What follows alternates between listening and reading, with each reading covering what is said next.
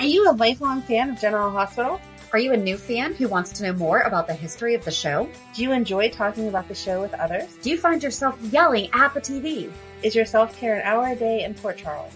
If so, we invite you to join hosts Amanda Kimmel and Shannon Coach at the place where all the hidden conversations take place and secrets are revealed. Meet us at Pier 54, a General Hospital fan podcast.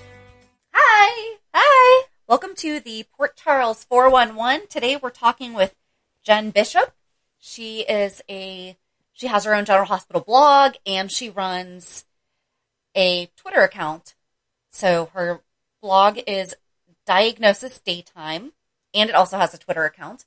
But then also on Twitter, she is Soap Jenn. It's so cute. I like that. She is. She's a lot of fun. So we've been kind of watching her for a little while, and we just wanted to talk to her. So we hope that you enjoy our conversation. Well, thank you so much for joining us today. Oh, you're welcome. Thanks for asking me. I'm Shannon. I'm Amanda. Hi. And we like to keep things conversational and, just talk about GH. And, if you have any fun stories about, if you've met anyone. I know you have like a really big background in like the online, you run your own website and things like that. So you might have a little bit different information, I guess, than what we usually talk about. So, okay. Yeah, so do you just want to tell us a little bit about yourself? Okay. Well, I've been watching soaps for probably a long time. I think like most of us, where I kind of started as a kid watching it with my grandmother and my grandfather, who claimed they didn't watch soaps, during the summers. We're very into the CBS soaps, so watching YR, and they watched Bold and the Beautiful only when Sheila was on, because she was part of YR, so they kind of crossed over with her. But, I remember like the stories were like, Cricket's rape, and then like with Drew and Cricket and Dani, and like all the shenanigans they used to get into, and Nina, and the whole thing with David with the killer forehead and all that. So I remembered all those wild shows back then. And then myself, then my mom was watching Days, and so I started watching Days with her and my sister. And then, soaps, they used to have a long block of hours, and so then you'd watch one soap, and then you'd start watching the one after it. So then we picked up Another World, and then we picked up Santa Barbara, and so spent many hours each day watching soap operas. And then when I went to, or in high school, then I had gotten into One Life to Live. A friend of mine watched it and stuff, and I really liked, I know the character Todd Mann's a really bad dude, but I was really kind of fascinated with the story of like the Manning era and stuff. I started watching after the whole Marty stuff kind of. So I started when Todd and Blair were really starting up as a couple, and I really liked them. They had great chemistry, and there was kind of that fun, like, two losers kind of making it big story there. And I really liked Vicky, and her multiple personalities and stuff. So I would say that was probably like my favorite soap. And then, from there, in college, my roommate watched General Hospital, so I picked that up there. So I've kind of watched almost, like, I have kind of a pretty rounded background there with soaps. Yeah. But I did kind of get out of soaps a little while, I think, like a lot of people do when they get busy and stuff. And then I picked it up like right before One Life to Live went off the air. And I started chatting with people online and stuff. And it was really kind of cool to get everybody's perspectives, and you meet people that like the same things you do and stuff. And it was a lot of fun. And then I was like, I like writing, so I'm going to start a blog and start writing about it. And then it just kind of went from there. So right now I'm watching General Hospital, and I do watch Bold and the Beautiful during my lunch breaks because it's on and I'm home working from home now. I'm really glad that Frank decided not to make his employees make out with dolls. Yeah. Camera angles can do wonders, you don't. Yes. So, I think with General Hospital, it's definitely not perfect, and there's a lot of stuff that I think they need to do work on. But I do think having kind of that break in there I mean, it's too bad that the shows had to take that break, but I think that helped General Hospital because, you know, the writers we have now, they're fairly new to head writing. You know, they're kind of green. They've been writing soaps forever, of course, but as far as being in charge and stuff, and I think, you know, giving a little bit of a break for them to kind of pause a bit and look at some stuff helps. Because there is definitely a shift from after the nurses' ball. There was definitely a noticeable shift with where some of these stories were going and where some of the focus was. So I think it did them really good to do that. We agree. We were saying the same thing, especially about Lulu. You know, it's almost like, it's like anything else. You know, when you're so caught up in the moment and doing the thing, you can forget what you're doing, really. It's like second nature. But then, yeah, they were forced to pause. And it was like, okay, what are we doing here? You know? It's a shame that they decided Lulu had to leave because they were doing such a good job of writing her like the spunky Spencer that we knew her to be. Oh, I loved her when they came back. You know, I feel like she was kind of stepping into Laura's role for a bit there because Jeannie Francis didn't come back right away. You know, right. A lot of the actors, you know, people don't realize that a lot of these actors that didn't start working back right away, it was their choice, which I totally respect because myself, like just like my day job, if my boss asked me if I wanted to come in, I'd be like, no. So I get it. And so a lot of the story they'd already written and stuff because they were still working off old scripts for about a month or two afterwards. A lot of that stuff they had planned for Laura, they kind of moved over to Lulu, and she was great doing it. I mean, it really worked because she does have that very Laura Weber, you know, vibe about her and stuff. I think that Emma Ryland's very good at fitting into that role of Laura Weber's daughter. Not so much Luke Spencer's daughter, but very much Laura's daughter. So I think she just, you know, the virus and stuff has been hard, and I think she just kind of was unlucky enough to have her, you know, I'm speculating, of course, which is, you know, you got to be careful with, but I think she was just unlucky enough that her contract landed on a certain time. Right. You know? And they did leave it open for her return, which I definitely think we are going to see her again. So it's a bummer for fans and stuff, but I don't think it's a hopeless situation for anybody either. So it's definitely not like with Julian where he's dead, you know, right. And that took a long time. Yeah. Yeah, that was, I don't know what they were trying to do there. I mean, a lot of people have the impression that it kind of seemed a bit like they were insulting.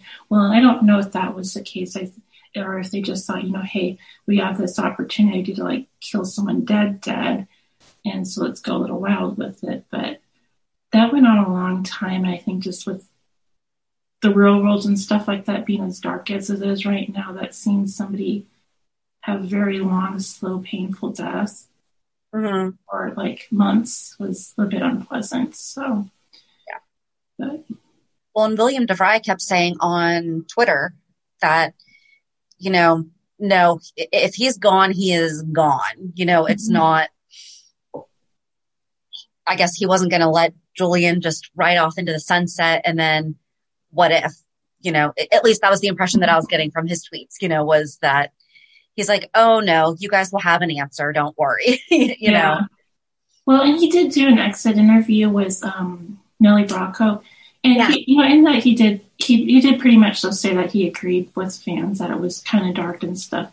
But I don't think he felt dissatisfied with the ending, you know, and stuff like that. He's been, I don't think any of he's been on like every soap opera, and I don't think any of his characters have survived. For him, it was probably just like, oh, we're doing this again, you know. But I do feel like he really, really loved the role that he was. I think that Julian was probably his favorite character. I mean, you could tell he just loved playing that role. So it was definitely a bittersweet thing for him, I'm sure. I don't know how you feel. Do you feel like they just didn't know what to do with him sometimes? So it's like we got this, like when he got the bar, that was it. Like nothing really was going on. Yeah, he had his little love interest with Kim Nero, but then like that really didn't go anywhere. It didn't go where it could have, you know? Yeah, I think there were some mistakes made, unfortunately, with writing, and I, there's a lot of cooks in the kitchen, so I don't think there's really one person to blame, obviously. But Right. it kind of started when they did the whole knife to the throat scene with Alexis, and that was pretty bad. But I would argue that wasn't so much the part that killed the character so much as the fact that when they tried to clean it up, they made it worse because they brought in his sister and stuff like that, and well, that story was really wacky and entertaining. I was like, so basically you're saying that this man who is this strong mobster dude tried to kill the woman he loves because his sister made him do it. It's like, no, he would have shot Olivia. He wouldn't have done that, Right. So it was a little unbelievable, and it got a little too over the top, and it didn't really explain it away. And I think, what the audience saw is they saw him fantasizing about trying to kill Alexis and stuff. And I think it got into a touchy subject where you don't really want, Alexis is messed up and she makes really bad romantic choices, but that's kind of a line where she's not the type to kind of go back to an abuser. Right. And so I think what they needed to do is maybe it would have been really tricky, but I think they needed to kind of explain that maybe he had some sort of a breakdown or something, and maybe do some sort of therapy thing and stuff like that. And so, that would have kind of built his character. And they didn't necessarily need to get Alexis and Julian back together again ever. But I think when they did pair him with Kim, the idea was kind of to have this outside party come in that didn't have that, bias against the character because she wasn't there when all that happened. So Kim didn't have to be like, yeah, you tried to kill your wife, because she doesn't know about it. And so I think in theory that was a good idea. And I think that, the actors liked each other and worked well together. But they brought Kim in to pair with Drew. And so I think that they kind of just, kept it in a holding spot the whole time, thinking, oh, we're going to eventually pair her with Drew. And then that never happened. Mm-hmm. So it's kind of like you go back and it's like what it could have, should have. Can't really do anything about it now. Because I think if they weren't kind of stuck in that idea, and they drugged that Oscar story, which I hated, on so way too long past. So if they would have kind of hopped into a romance there and stuff like that as their story and invested in that more, I think it could have gone a much better direction for him. But then, Kim's gone, Alexis and him can't get back together again. And I was like, what do you do with him? And, they brought him into a corner really with the whole baby switch thing, because then it was like, he can't get out of that without like everybody hating him, It's like his wife doesn't want him back, his girlfriend's left him, his kids aren't going to want to be around him, he has no friends, who's he going to interact with, Right. So I think it just kind of ended up snowballing to the point where it's like, what can we do with him anymore, But yeah, I think he's going to do well in Canada and stuff like that, and do a lot of Hallmark movies, and he always did well outside his soaps, so I think people will see him again. So his fans will have plenty of chances to see him. He's so good. Yeah. So you've been watching GH then for a while. Mm-hmm. Do you have an all-time favorite storyline?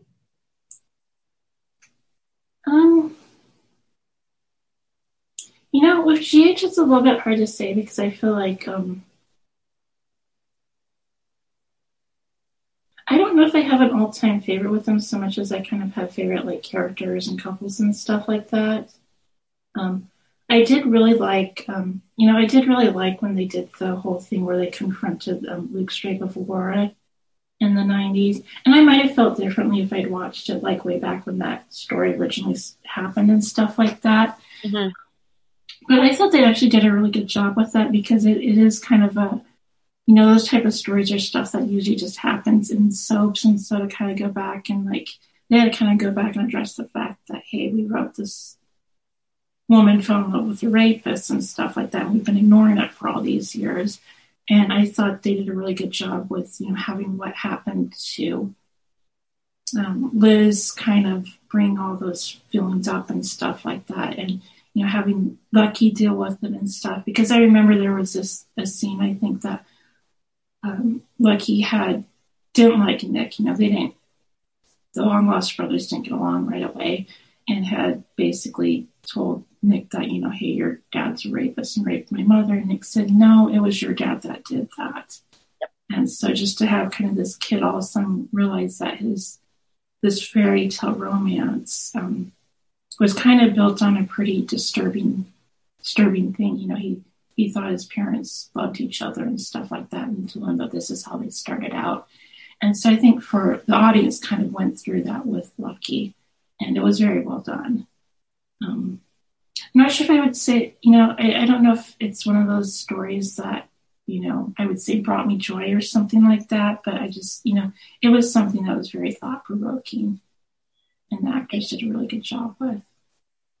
Well, and I think because we talk about it pretty frequent, not like we talk about it all the time, but we have talked about it. And I think they said it went for 20 minutes straight, and they didn't even cut to commercial break where Luke was telling Lucky, so like it was one of those moments, Mm-hmm. that they made it real. They didn't make it soapy, Right. It was, Yeah. So that's. Mm-hmm. Well, GH is kind of the Madonna of soaps in a way, where it's constantly revamping itself through the years, getting a new style to it. And so in the 90s, GH was kind of really started to get kind of dark and more realistic, I guess. They still did some far out over the top stuff, but during the 80s, they had a lot of those big adventures where people were going after Aztecs, stolen jewelry, and the people trying to freeze the world and stuff like that. In the 90s, it was a lot more grounded. I think soaps in general were too, but they got some really good social issue stories out of that. Like even that one with Stone and Robin and AIDS and stuff. Yep. And I feel like right now that it might be a little too heavy for 2021 after we've survived 2020. But when they try to do those social issues now, they don't quite always work. And I don't know if it's just because we've outgrown them, or if I do think that there's are writing issues when they write them, because I feel like they try not to offend at the same time they're writing these really controversial stories, like with the Aiden bullying story. Obviously they were going to go to the point like whether he was gay or transgender, and kind of some identity issues with the kid. And that did create some controversy. I was disappointed that they just dropped it like they did, because they could have very well just stuck to the fact that this kid's being bullied and we need to address it. In the end, what they did was the message was that Charlotte was okay. She just needed someone to take her out for ice cream. Right. And she got an award. And you're like, that's a horrible message. You could have at least said that, hey, Charlotte was wrong for doing this, and this is how you deal with a kid that bullies people. You didn't need to say it was okay all of a sudden, Right. But, or that it's okay that a little boy wants to bake and not play sports, Yeah. It's, there's a lot of ways that they could have handled that differently. Yeah. Yes. And it's too bad, because I think that the actors were putting in some really great work with it and stuff like that, and then just to kind of have all that for naught. Yeah. So, and the actor that plays Aiden is really adorable. I hope we get to see him again soon. I'm sure he'll probably be much more grown up than we saw him last time, but so it's been like a year, hasn't it? Maybe. He went to Ireland for Christmas with Lucky, so we didn't see him at all last year, I don't think. Yeah.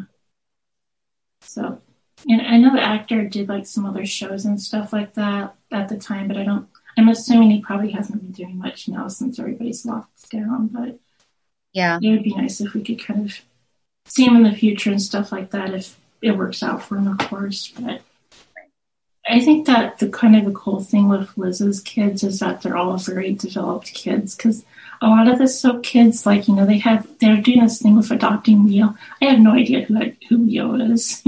We don't know what his personality is. We don't know if he likes trucks or penguins or what, but I think they've done a really good job with the Weber boys, where, we know Jake's into art and that he likes sharks and that he likes to ice skate and, all this stuff about them. And I think that's kind of cool, because you don't see that a lot in soaps. Right. Yeah, no, absolutely right. Yeah, because Dani and Scout, we don't really have any idea of like their real personalities. I think Scout's just hanging out in the attic right now. Well, we talked to her. When was it? It was probably about a year ago that we talked to Ella Ramaseri, and she is adorable. We talked to her mom too. But yeah, I think that the last time we saw her was also Christmas of 2019, because remember, that's when Jason came home and they were hanging their stockings. Oh, yeah. That might have been also. What do you think about Jason breaking up? I have no idea. It's kind of like what you were talking about, that when they brought them back together, they just didn't do anything. Like, it was just, oh yeah, they're back together, we're good. Yeah. Right. I think the breakup was needed just because they've been written so poorly the last few years. Everybody gets bad stories, but it was just kind of like the characters themselves together were not written very well. And so, and this could be like, sometimes you have to split characters up so they can kind of grow in a different direction so they can bring them back together again. And so that might be what they're trying to do here. I don't know, but they weren't very fun to watch the last few years. And I do feel bad for their fans who were kind of expecting to get their couple back when Steve returned and stuff like that, because it just never really happened. Like, they were in this state of together but not being really together and stuff. So, they were marketing them as a couple, but I'm like, they're not really even officially dating or anything. They just kind of sat there for a year and stuff. So, but it'll be interesting to see like how it goes with the new pairings. I think that Britt and Jason is probably going to be gain some popularity. I think that those two, like it. Yeah, Kelly Fedvard, I'm probably saying her name wrong, but she is extremely likable. And I think there's a lot of people that are very happy that she's back on General Hospital. And so I think it's kind of cool that I'm not a big Jason fan per se. I just think he's kind of boring and do grow from my taste. But I'm excited that she's getting a story out of this, because I'm really looking forward to see what they do with Britt. Especially she's got a lot of drama with her brother Peter, and with her mom, and with the hospital stuff, and Cyrus and everything. So I'm hoping there's some really interesting story out of that. I think Dante and Sam are going to be a bit of a harder sell. Yeah. You think that they're trying to bring them together? I know they are.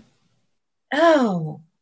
Yeah, I just don't like it because they are supposed to be kind of sort of related. They share Leo in common. That's exactly what the problem is they started them out. What they needed to do is, I know it's cliche, but, trap them in an elevator, make them accidentally check into the same cabin and get snowed in, or something like that. Something where you get them together, where it's, kind of a, high stakes situation or an emotional situation. See if you can get those sparks flying. But they started them out instead of, oh, hey, did you know we share a brother? Right. I think a lot of people have forgotten that they shared a brother, so they didn't really need to address that right away. And I think that's just kind of an awkward way to start things if you want to start telling people that there's a possibility of a romance down the road. Right. So, because they were paired together when they did that flashback, the what if scenario, Sunny, like years ago, and they were good there as those characters that were together, but not now. What are they going to do? Their first date's going to be. We don't read spoilers, so we didn't know if that was for sure. Oh, I was not even picking up on that. I don't like that. But, I think that might be where they got the idea from, and I do think that if I think Emma Rylan, I don't think that they planned on her leaving right away, and so I think that was kind of a short notice thing.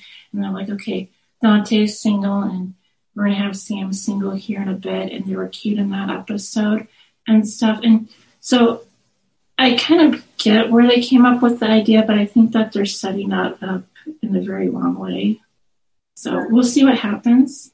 I don't like that. I would like him to end up with Maxi. That's who I was just thinking. I'm like, after this past week. After everything happens with Peter, that she finds out he can, help her raise her kids. And That'd be a good relationship. And that would be drama if they do bring Lulu back, Right. because that was my best friend. What's Exactly. going on? Yeah, I think that would be a more natural way to take things too, because I feel like they're kind of having, I mean, Sam and Dante have known each other forever and stuff, but they haven't really had much of a relationship, so they kind of have to, like, the way they're building them now, it's like, okay, you guys are kind of sort of not really related, Right. but you have no idea who each other are and don't really know each other, and so I think it's a little awkward to maneuver, whereas Dante and Maxi, I mean, Nathan, Dante, Maxi, and Lulu used to hang out together all the time.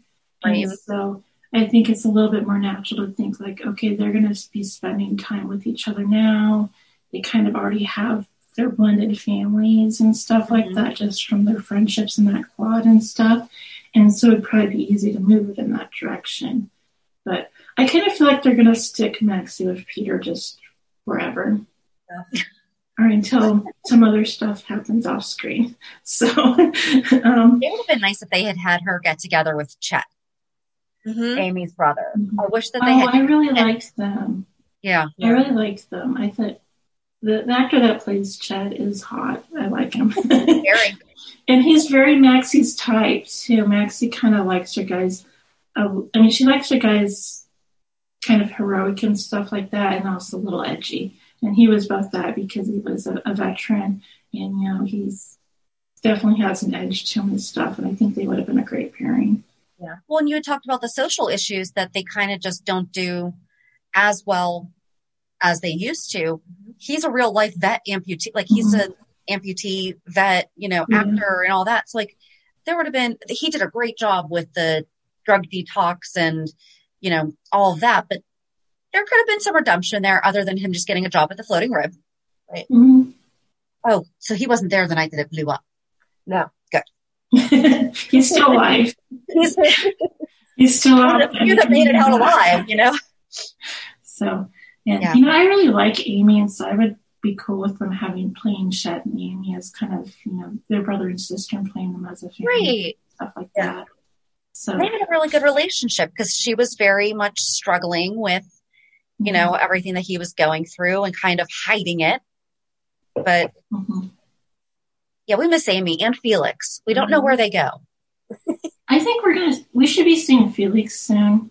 Or I think we'll be seeing a lot more in the series because the actor has posted on his Instagram or Twitter that he has been filming and stuff. So I think we're going to be seeing him some more, which is great. And I don't know if I kind of feel like they plan on doing Felix and Lucas now. So that's something they've kind of teased for years and years and never done. So we'll see what happens there. But it would have been crazy if he had picked Lucas or Felix to begin with.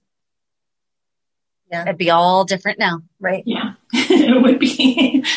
Because I don't think Felix would switch babies. No.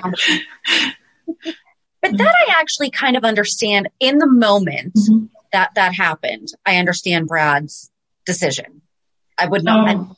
I don't think I would have done it either. But I mean, he was grieving. Like there was a lot going on there. Right. It wasn't like he just, you know what? I don't like this kid. Let's go switch. It was. Yeah. I thought Perry did a really good job with him. I thought that part of the story was very well written because I did feel like horrible for Brad. He has this hot doctor husband. They just got this new baby and he's all happy and stuff. And then this horrible, horrible thing happens. Right. And so I did definitely feel sympathy for him. And I think I did probably throughout the whole story because I think they did a good job of showing that he really was struggling with it. And he got some bad advice from Julian and stuff when he did want to tell and stuff. So I was able to feel sorry for him. Now, that story did go on way too long, and I thought the payoffs they provided was not payoff. It was really bad. Yeah. So. And then they just brought him back for one day to have gotten stabbed by somebody from Cyrus's crew. Yeah. I was so excited to have Britt and Brad back together again, and it just was so short-lived. But hopefully we see him again soon. I do think Perry seems to keep pretty busy and stuff, and I love his social media account. I wish that more actors were like him online because he's a lot of fun and a lot of positive energy and stuff. So Yeah, we interviewed him and it was so much fun. I mean, he's exactly like that, when you talk to him too. Like he actually knew a lot about his character, which I think is funny because, and I don't know if you pick up on this too, like not a lot, but like some actors don't know anything about the show, and I mean, he's like, well, yeah, I used to watch and I picked up on this and this and this, so like he had to get to know the backstory of why his character was important where it is. And so we told him, we're like, we think that you should be reconnecting with your family while you're in prison because he's supposed to be part of the Wu family. Yes. So we just killed off the Novaks. Let's bring back the Wus. And I really like the Jeff Kober. I can't remember his name. I really, really like him as an actor and stuff. And I think the Cyrus as Laura's brother's story is very interesting. Mm-hmm. But I was like, they really missed an opportunity by not having the Wu family and Brad's family be the mob family they brought in. Because, I mean, here you have this baby switch and kind of this Romeo and Juliet thing that could be set up with Brad and Lucas and stuff where they're still longing for each other, but they have this horrible thing happen and now their families are battling. Right. It would have been awesome. I mean, that would have been a fun story, I think, for people to watch. So, I don't know if maybe that was something they thought about but just couldn't do, but a missed opportunity. I would have really liked that. That would have been so good. So since you've watched all the different soaps, why did you pick General Hospital as your one to focus on? I kind of always liked the ABC soaps a little bit better. I think that's just kind of where I landed. The CBS soaps are really pretty to look at and stuff like that, but especially now the writing's not the best. I mean, we'll just be honest, which is unfortunate because, I think that they've had the budget that all of these other soaps haven't had, and they have great actors and stuff like that. But like with Y&R, it's very, very boring. Okay. And with Bold and the Beautiful, it's really messed up with like the sex doll stuff they're doing now and all that. and it's not something where you can really feel like you can get attached to the story because it just is all over the place all the time. And I feel like with the ABC soaps and stuff like that, they're just more grounded. I really like the actors and the characters involved. And, One Life to Live was my favorite soap. So when that did go off the air, I was one of those people that was kind of like, okay, I'm glad they're going up to General Hospital and stuff. And so I think more people did that than they want to give credit to. Because One Life to Live had high ratings when it went off the air. And some people, I'm sure, just stopped watching soaps altogether when the show went off there. But others moved to other shows. I think a lot of people probably did. And I think that it helped General Hospital because General Hospital would have been canceled right afterwards otherwise. And, a miracle happened. They were able to bump the ratings. But I think it has the actors that I care about the most. And I think that even though there are definitely stories I don't like I'm not liking the Sunny story we have right now at all. I can't watch it. I have to fast forward. It's just annoying me. But even though that's happening, there's usually either a character or a couple or some sort of plot line or story that I care about. And I can't say that with some of the other ones. And Days, like I said this online the other day, every time I check out Days of Our Lives, I always pick the wrong day. And it's always something like, and I know it's that I'm picking the wrong day because there's plenty of people out saying that, hey, I'm enjoying this, and they're telling me what they're enjoying. I'm like, yeah, I would like that too. But I always pick the day where Gabby's trying to murder somebody with her cell phone by clicking an app or something. It's something really bizarre and awful is happening and not in a good way.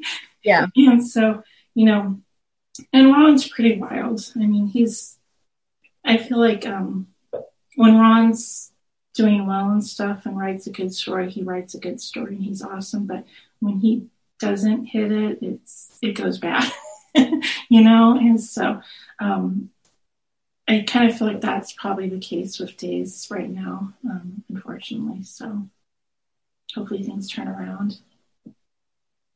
I hope that, I mean, I feel like we've come back well from a couple months off. Yeah. You know, it was, so what did you do to fill in your time then? You know, I binged other shows and stuff. Okay. Like what? I'm trying to remember what all I watched. What did I watch? Oh, Lucifer. Okay. That's a really good show. And you know, that's a really soapy show. Mm-hmm. And not so much in the seasons where it moved over to Netflix and stuff like that, but like in the first couple seasons of it, I guess the main character, the lead actor in it, is a soap opera fan. And so like they had Heather Tom and some other like Brandon Brash and stuff like that were guest starring in these episodes. So that was really cool to see. Oh, that's awesome. Yeah, we watched Night Shift season 1. Oh, cool. I have not watched that yet. It's really good. You can find, where did you find the DVD? I got it off eBay. It was like $6 or something like that for the first one. But you can't find the second one anywhere. So you have to watch that on YouTube. Oh, that's too bad. Yeah. Because like we do our weekly recap show and we're like, well, what are we going to do on Mondays? So that's what we did on Mondays though. Oh, cool. So that was fun. I'll have to check that out because I know a lot of people always say that it was really, really good, but I never got a chance to see it when I was on SelfNet and stuff. Yeah. Because there was, well, it's funny because like some pretty significant things happened on it that, I mean, it's when Spinelli had his first sexual experience was on Night Shift. And it's like, I don't remember anything ever coming from that on General Hospital, you know, that we even discussed the fact that happened, you know? Right. That's interesting. Yeah, it was a totally different show. Yeah, they didn't intertwine. There was a few different characters. There's a guy who, his name's Toussaint Dubois. And he is supposed to be related to Felix. Oh. Yep. And he was on Night Shift? He was on Night Shift, yep. You know, they should bring him on to General Hospital. That would be really cool. They sure should. If they did that, you know.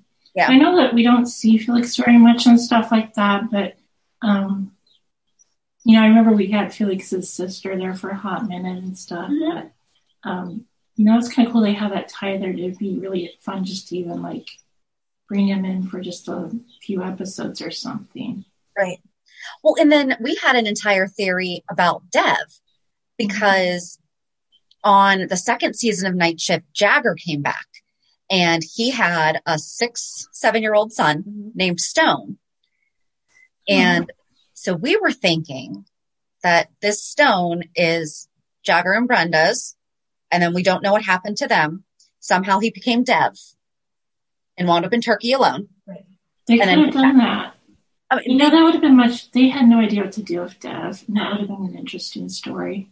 Yeah, because then we could have brought back Jagger and Brenda, and then we could have had the conflict of Brenda, Sunny, Carly thing for a minute. Right. You know, I'll probably get people after me, but I think Brenda's the only thing that can really make Sunny interesting. You know, I just, you know, I'm not, and nothing against the actors, you know, it is what it is, but I don't really see the kind of soulmate type energy between Carly and Sunny right now. And so, and that's kind of part of what I'm not liking about this whole amnesia assumed dead story is that I have to watch Carly try to long for him when I don't feel like they actually feel that way about each other and stuff. I mean, it just always feels like, okay, they're married, they have kids, you know, they're settled in their mobster life. But if Brenda came back, he would ditch her in a moment, you know. That's just kind of the way it hangs over to me. So it's hard for me to look at them as this awesome forever couple, you know. Yeah. But, well, because you said that you're fast forwarding through all the Sunny stuff right now. Did Did you pay attention to Friday though? I did. Okay. So they brought in a little bit of stuff. Yeah. But I kind of they're obviously just they're copying, stories from A Life to Live and other shows here, and I think it's a bit of an odd fit for Sunny. And I think it's really boring right now, but Lenny and Phyllis, I'm kind of just like not really connecting with too much, but I did kind of think, I was thinking this today. It's weird that they haven't gone out there to try and find out who Mike is and stuff. But what if Phyllis knows? Lenny doesn't, but she knows. Because she was in Port Charles. Mm-hmm. She knows who Nell is. She was the nurse that gave Nell away. So what if Phyllis is in contact with Nell and she knows who Sonny is, and that's why they aren't going out there looking for who he is, because she already knows.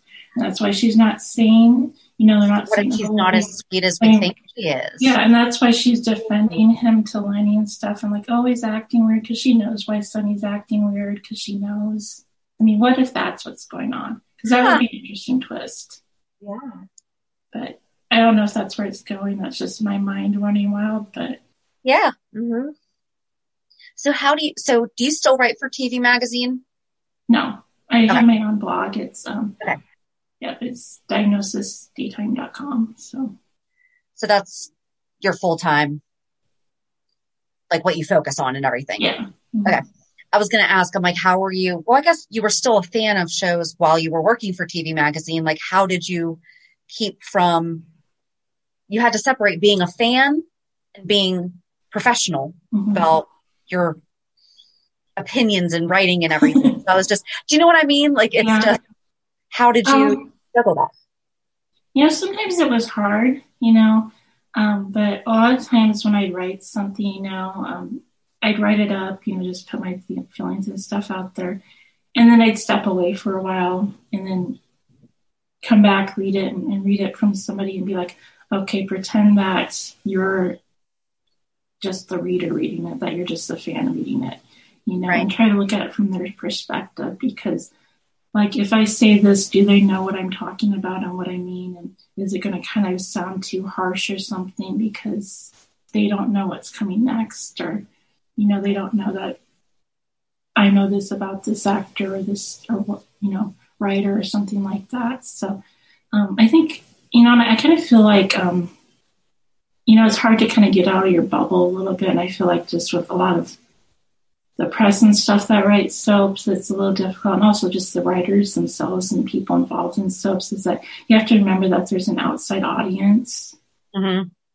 And so I always try to keep that in mind and stuff. And like, if I were a fan reading this, how would I feel and what would I think this means and stuff? And it could be difficult sometimes, but I try. So hopefully I do an okay job. You were suggested to us by one of our fans. And cool. I was like, okay, I'll check her out. And you seem to do the same thing that we do. Like, we don't really take sides. Like, we definitely have our opinions about things, but like, we don't do ship wars. We don't do, stuff like that. Like, we don't get all route. We love the show. Mm-hmm. Of course we get annoyed with great many things. Yes. But I feel like that's part of being a soap fan, is you're like, why are they doing this? But people that say they like everything on this show and it's all perfect and stuff like that, I mean, that's very fake.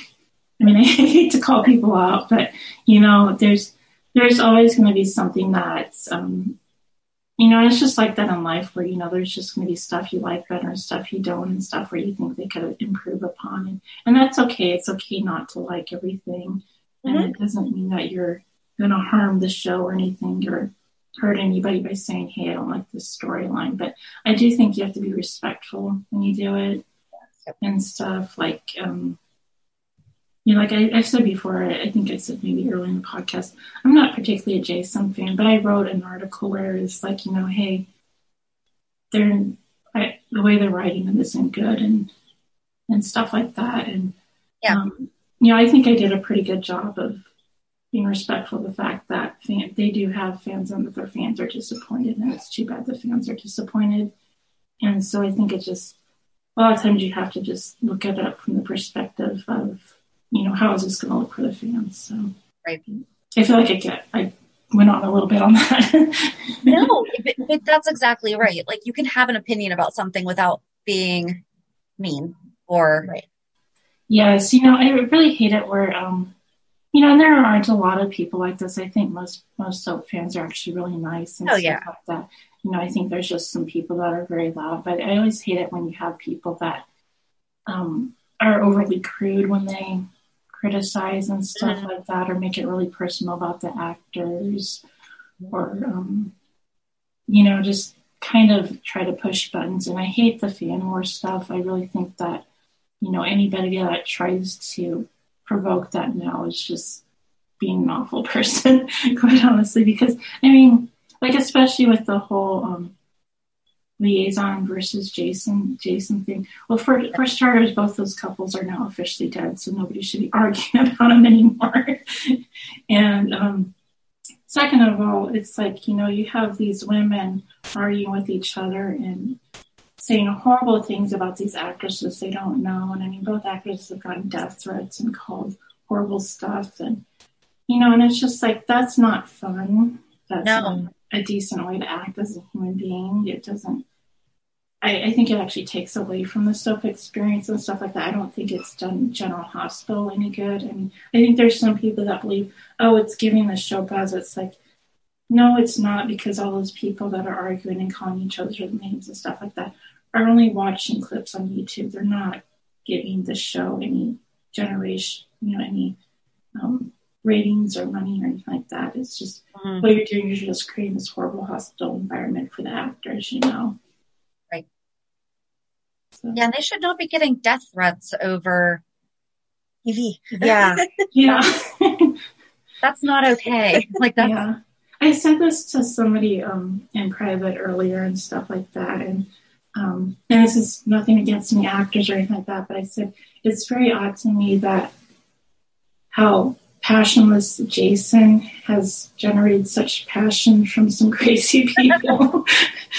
Because I feel like it really isn't so much about what they love about the characters anymore as just fighting and trying to win this ridiculous battle. So, and they're reading what they're given. Right. It's not like they're writing their script saying, this is what we get to do. Yeah.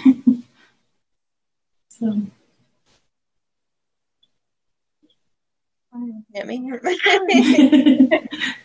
you met any of the actors? Do you have a favorite that you've got to interact with? I've met quite a few of the actors just through fan events and stuff like that. My favorite, which I'm sure a lot of people could probably just see by looking at my social media, is I'm a big fan of Roger Howarth, and he's been really fun to meet a few times because, there's this misconception about him because he is introverted and he is soft-spoken and stuff like that. He's not, probably as sociable as and out there as some of these other actors that a lot of people think, he's exactly like his character. I feel like with him, for some reason in particular, there's people that aren't able to divide the real versus, REEL, real, right. with him. But the first time I met him, I was a big fan and stuff like that. But it was a different experience because he was completely different than what I was imagining. He's actually soft-spoken. He doesn't talk or sound at all like Todd or like Franco or anything like that. He's basically just this New York hipster dude, who likes sports and, talks about his kids and stuff like that. And he has some really fun, interesting stories to tell. He's very smart and philosophical in how he talks, and it's nothing like his character at all. Mm-hmm. And so it's kind of fun when you meet actors like that, and there's kind of that nice little reveal. So I really enjoyed meeting him and stuff. And let's see, some of the veteran actors like Ken is really fun because he has so many fun stories to tell from back in the heyday and everything. So he's always fun. And Lynn was really fun to meet. She was very sweet and stuff. I really enjoyed her. Wally he's got a really nice personality. He's just very down to earth and stuff, and personable and stuff. So I really enjoyed meeting him. And, I have to say that I think maybe with the exception of 2 actors, which I won't name, I've had a good experience with everybody and stuff. I think a lot of these actors are really nice people and stuff, and very genuine. And I think it's really fun to kind of get out there and talk to them and everything. So if we had been able to keep the characters from One Life to Live, because that would have been awesome, would you have wanted Todd and Carly to continue and ride off into the sunset and everything? I loved them together. That was the thing that hurt the most when Prospect Park came in there and messed things up and took the characters back and then totally bombed and went under, So it was a waste, was that we didn't get Todd and Carly anymore. That was like the worst part of it. Because McBain was okay, and I did think that my boyfriend. Oh, I'm sorry. No, but you're fine. You're totally fine. I was fine with him there, but wasn't heartbroken or anything like that. And like Star and Michael, I think that was probably Michael's last really good pairing. Mm-hmm. They were cute, but the thing that hurt the most was losing the Todd and Carly pairing, I think. And I remember for their 50th anniversary, Laura Wright was talking to, I think it was a 2020 special or something they did, and she was saying that how awesome it was that, at 40 and stuff like that she was also a part of this booming super couple and stuff like that. And I'm sure it was just a complete disappointment for her and stuff. But it was kind of really cool to have like this crossover type pairing, like these 2 big characters and stars from these 2 separate soaps, and these 2 kind of worlds colliding for it to work. And they had such great chemistry and stuff like that. I even liked Franco and Carly, which I know is wrong. I was okay when they ended because I knew it was wrong, but they had such great chemistry and stuff like that. And it would have been really cool to see more happen there. But I really liked McBain and Sam. I thought that they were good. Did you like Silas and Sam? Mm-hmm. See, I liked McBain and Sam a lot. I really, really liked them. They weren't Todd and Carly, but I really liked them. But I had a real hard time with Silas and Sam. I don't know. I didn't like Silas, but it's okay because neither does the actor. Right. I hated Silas so much, and I was so happy when I found out that Michael Easton too. My husband, and he'll see Finn. He's like, all right, is he a vampire today? Is he a doctor? Is he a cop? Like, what is he doing? I'm like, he's still a doctor. Don't worry. Yeah, I like Finn. I call him Hammy, which funny story, but apparently, I like to just be kind of goofy and stuff when I'm tweeting and stuff, and so I call him Hammy all the time because he's Hamilton Finn. Mm-hmm. So Michael Easton, I guess, said that Frank had told him that they're calling you Hammy online. He thought we were making fun of his acting. Poor guy. And I'm like, no, that's your name. You're Hamilton Finn. And I think he forgot his first name was Hamilton. You hurt Michael Easton's feelings. I won't go to school. It's okay. Oh, that's so cute, though. Well, somebody just commented on our podcast and said, have you noticed that Justin Timberlake's kids' names are Phineas and Silas? Maybe he's a Michael Easton fan. And I'm like, oh, yeah, but Finn's his last name and Finn is Finn, not Phineas. Mm-hmm. But I hadn't thought about that. I was like, but I guess if you like the name, then you could just go into Phineas. Right? Maybe he is. It's kind of like, I think they still do, but I know back in the day they got like a ton of fans that were like athletes because they'd be watching them during the day before their games and stuff, and like while they're on their road trips and stuff, going from city to city. Because I think is it Shaq? I think said he would used to schedule stuff around all my children and stuff. So there's a lot of there's a lot of closet soap opera fans. Yeah. Yeah. It's really cool. Like online, I'll be just like looking around and also like, I think, the voice actor that does Linda Belcher on Bob's Burgers the other day tweeted they were watching General Hospital. I'm like, oh, that's so cool. Right. Yeah. Wow, we really covered a lot. I'm like, I don't think I really have any other questions. Is there anything else that you want to talk about with the show, or you want to tell us where we can find you and everything so people can follow you and start reading your...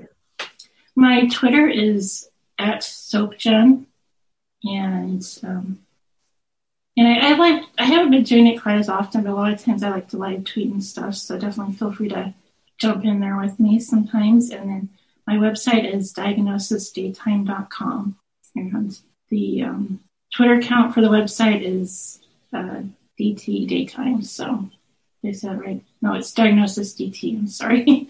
That's okay. No, that's awesome, and they're both great. Well, have a great rest of your day, and hopefully we'll talk to you again soon. You too. Thank you for having me on. Our pleasure. Yeah. Thank you. Thank you. Bye. Bye. She was so sweet. She had some really, really good insight and ideas, you know. I feel like we got one semi-spoiler, but it could always be changed, so... Right, you never know what's going to happen. Right. I liked when she was talking about the One Life to Live stuff, because I watched then, and I was like, oh, I forgot about that, yes. Well, why didn't you talk more about it? Because we were talking about GH stuff, but it was good. Guys, write in that Amanda can talk more during our interviews. Goodness, I don't need to talk more. She covered everything. She really did, though. Yeah. She knew what she was talking about. It's almost like she writes about... You think? Maybe. But yeah, so just be sure to check her out on... So the website is, again, Diagnosis Daytime. And on Twitter, I'm going to double check it, because she said it was one of the two. Right, she corrected herself. But let's just make sure, because I correct myself sometimes. And I was correct the first time. Yep, Diagnosis DT. And then she's also on there as Soap Jenn, JENN. So check her out. Yeah. She's really good, because it's very, if you're a fan of the show. Right. You know, if you're looking for just some other insight, you know, and this is why I love talking to other fans, because we get good stuff off of each other. Right. There are thousands of other people out there that might have other ideas. Yes, just a little. It's awesome. So if you would like to talk to us and share, if you just want to talk about General Hospital, you know, you don't necessarily have to have like a Twitter account or anything like that. No, just share the love of the soap. Yeah, exactly. So that's it for this week. We will catch up with you on Monday as we talk about this week's shows. Have a good weekend. And we'll meet you at the pier. Bye. Bye. If you enjoyed today's show, we invite you to go to pier54podcast.com to subscribe on your favorite platform. Don't forget to leave us a review. And you can also follow us on many social media channels.